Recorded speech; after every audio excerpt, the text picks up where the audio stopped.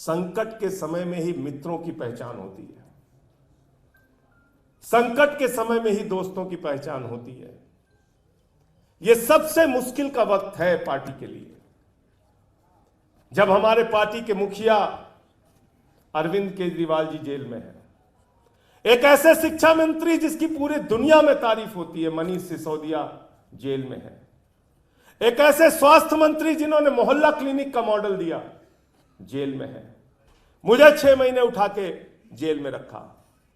हमारा भाई ऋतुराज यहां पे कह रहा था कि 13 सांसद हैं हमारे, हम डील करना चाहें तो कभी भी कर सकते हैं, एक एक सांसद वाले कैबिनेट मंत्री बन गए।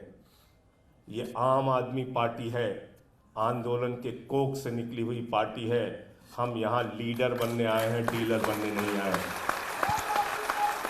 हम यहां लीडर बनने आए, हम कार्यकर्ता बनने आए हैं, हम लोगों के लिए काम करने आए हैं, हम डीलर बनने के लिए नहीं आए हैं। डीलर शिंदे की पार्टी में है, डीलर अजीत पवार के साथ हैं, ये आम आदमी पार्टी है। हम लोग यहां पर एक कार्यकर्ता की तरह इनसे लड़ेंगे और तब तक लड़ेंगे जब तक इनको हरा नहीं देंगे।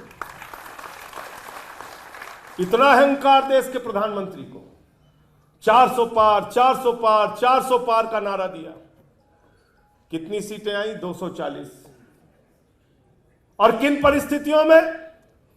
सारा का सारा मीडिया मोदी जी के साथ, चुनाव आयोग मोदी जी के साथ, पुलिस मोदी जी के साथ, सीबीआई मोदी जी के साथ, ईडी मोदी जी के साथ, income tax department Modi ji के साथ, पूरा तंत्र मोदी जी के साथ, सब कुछ मोदी जी के साथ था। लेकिन बावजूद इसके देश की जनता ने कहा हम तुमको 300 नहीं, 400 नहीं, 240 पे रोकेंगे, 272 भी नहीं देंगे।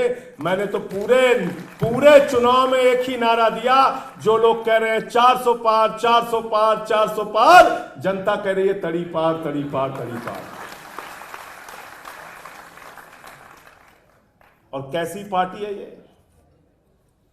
कितनी खतरनाक पार्टी है ये? कितना जहर, कितनी नफरत भरी है इनके मन में।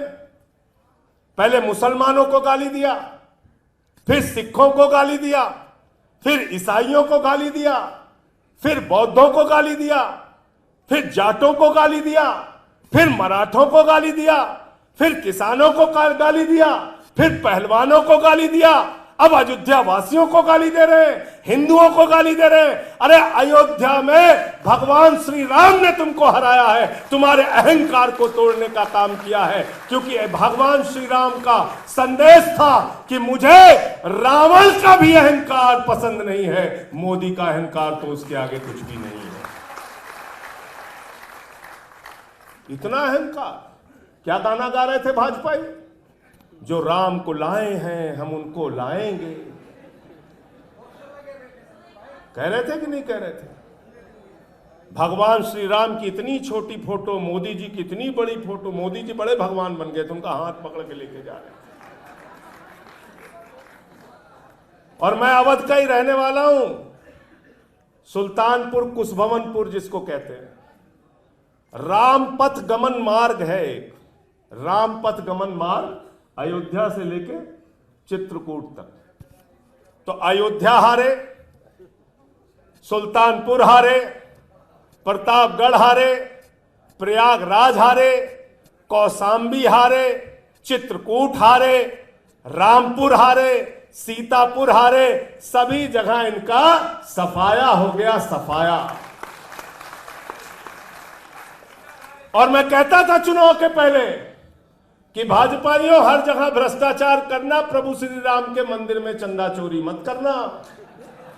मैंने समझाया था भाजपाइयों को, मैंने कहा था भाजपाइयों, अगर हमारे गांव में कोई मंदिर का पैसा खा लेता है, पूरे सारे लोग मिलकर उसका बहिष्कार करते हैं।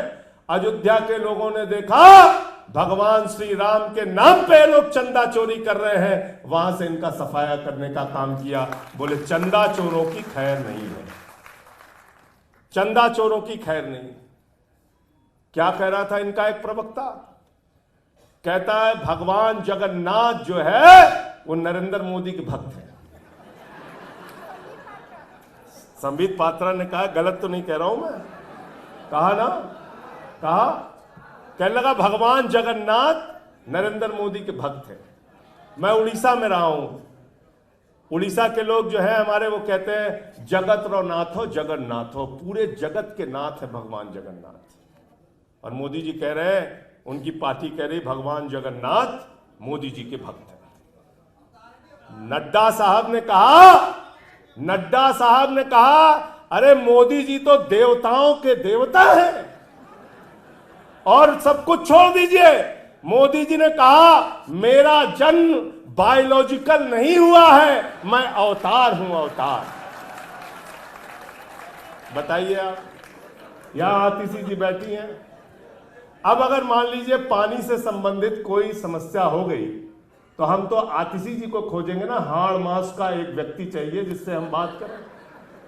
स्वास्थ्य से संबंधी अस्पताल की कोई समस्या हो गई, तो हम हाड़ मास का कोई बना हुआ आदमी सौरभ भारद्वाज जैसा खोजेंगे।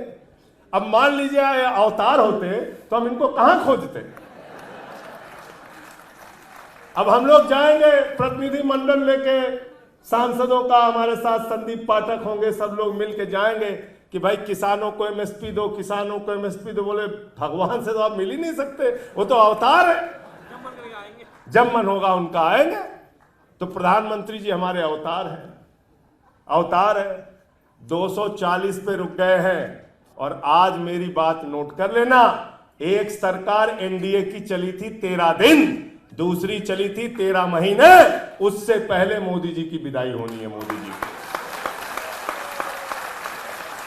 बैसाखी सरकार लेके चल रहे हैं, विदाई होना तय। अभी से फूफा लोग नाराज होना शुरू हो गए, फूफा लोगों की नाराजगी शुरू हो गई। बोले काहे नाराज, बोले कुछ दिए नहीं। बोले क्या नहीं दे, बोले एक को मच्छी दे दिया, एक को जहाज दे दिया। तो बोले जहाज तो अच्छा होता है, बोले जहाज तो है ही नहीं भारत सरकार के पास। तो बोले किसके पास, बोले सब प्राइवेट वाले लेके चले गए, टाटा वाले। तो बोले जहाज में हवाई अड्डा तो होगा, बोले नहीं तो अडानी लेके चला गया। तो जहाज विभाग किसी काम का नहीं, मच्छी विभाग किसी काम का नहीं। तो आप बताइए, एक को दे दिया मच्छी विभाग, एक को दे दिया जहाज विभाग, जिसमें कुछ है ही नहीं। ना गृह दिया, ना रक्षा दिया, ना वित्त दिया, ना विदेश दिया, ना वाणिज्य दिया, ना रेल दिया, ना सड़क दिया, ना कृषि दिया, ना शिक्षा दिया, ना स्वास्थ्य दिया, ना दूरसंचार दिया, सिर्फ झुंझुना मंत्रालय दिया, झुंझुना मंत्रालय। तगड़ी नाराजगी चल रही है। मैं तो समझा रहा हूं टीडीपी वालों को और जेडीयू वालों को भी कि भैया सब कुछ करना, स्पीकर अपने पास रखना, वरना कितनी पार्टी ये लोग तोड़ेंगे। ये लोग मतलब मैंने तो अब तक सुना था सोना चोर होते हैं, बाइक चोर होते हैं, कार चोर होते हैं, सब पार्टी चोर है, पार्टी चोर, पार्टी चोर है। तीर कमान चुरा ली उद्धव ठाकरे की, घड़ी चुरा ली शरद पवार की। यहां आए थे झाड़ू चुराने दिल्ली में, झाड़ू मार मार के हमारे कार्यकर्ताओं ने इनको ठीक किया।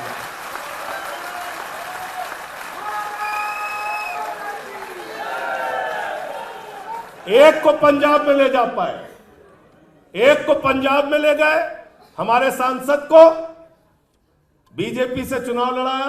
क्या हाल हुआ संदीप भाई उसका, हार गया ना।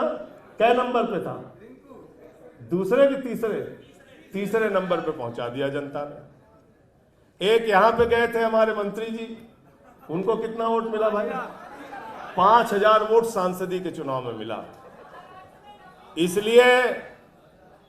इसलिए मैं कहना चाहता हूं, इस पार्टी का एक रिकॉर्ड बहुत तगड़ा है। ये पार्टी जो छोड़ता है, कहना तो नहीं चाहिए, लेकिन उसका सफाया हो जाता है। हमारी शुभकामनाएं इन लोगों के साथ, लेकिन कुछ हम कर नहीं पाएंगे, ईश्वर न्याय करता है। यह हुआ है, आप उठा के देख लेना, मैं नाम नहीं लूंगा, आप अपने दिमाग से खुद सोच लेना आज जाके। जिसने ने भी, वो देखो पीछे से नाम ले लिया, पीछे से नाम ले लिया। मैं किसी का नाम नहीं लूंगा। तो मैं सिर्फ ये कहना चाहता हूं, ये पार्टी चोर लोग हैं, और ये मैं तो बार बार कहता हूं, हमारे आपस के मतभेद होंगे, कमरा बंद करेंगे, खुद झगड़ा कर लेंगे, एक दूसरे को सुना लेंगे। संजय सिंह आपका ये ठीक नहीं लगता, ठीक है भाई, सही कर लेंगे। आपकी ये चीज पसंद नहीं है, ऐसे कर लो, ऐसे कर लो, सब सुन लेंगे सारे हमारे जितने लीडर हैं, क्योंकि हम परिवार हैं।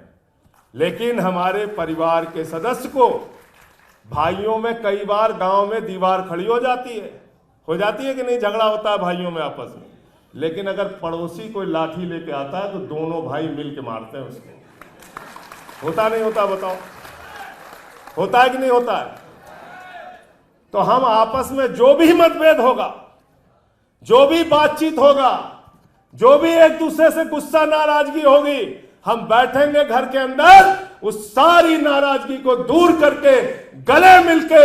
लेकिन अगर कोई हमारे नेता अरविंद केजरीवाल को आंख दिखाने के लिए आएगा तो सीना तान के उसके लिए लड़ने के लिए आगे चलेंगे, और उसमें हम कभी पीछे हटने वाले। वादा है ना, इस बात का वादा है। तो जैसे 15 जीते, जैसे 20 जीते, वैसे ही 25 में अपना परचम लहराना है। 13 में भी आप जीते थे, 13 का तो सबसे मुश्किल चुनाव आप जीते थे। 13, 15, 20, अब की 25, उसी तरीके के विजय को आपको हासिल करना है। आप सबका सर झुका के मैं नमन करना चाहता हूं, आपकी मेहनत का, आपके जज्बे का, जिस मुसीबत की घड़ी में आपने हमारा साथ दिया है पार्टी के। और मैं तो जब जेल में था तो टीवी देखता रहता था, कभी किसी को घसीट के लेके जा रहे हैं, कभी किसी को लाठी से पीट रहे हैं, कभी किसी, और उस दौरान भी मतलब मुझे तो ये लगता था कि अभी मैं जेल तोड़ के बाहर आपके आंदोलन में आ जाऊं, ऐसा महसूस होता था। क्योंकि साथ लड़े हैं तो कभी कभी लगता था कि आज देखो अरविंद जी को गिरफ्तार कर लिया और मैं नहीं हूं। तो ये बहुत अच्छी बात है अपने परिवार की कि हम लोग मुसीबत के समय में एक साथ रहते हैं। आप सबको ढेर सारा प्यार, ढेर सारा आप लोगों के जज्बे को सलाम, बहुत बहुत सलाम, बहुत बहुत। और इस चुनाव का संदेश, एक संदेश और भी है कि नफरत की बुनियाद पे हिंदुस्तान नहीं बनेगा, मोहब्बत की बुनियाद पे हिंदुस्तान आगे बढ़ेगा। हम न पाकिस्तान हैं, न तालिबान हैं, हम हिंदुस्तान हैं, हम मिल के रहना चाहते हैं। Stay ahead with our cutting-edge news app. Instantly access the latest shorts in just 1 minute and breaking news in just 50 words. Download now for a smarter, faster news experience.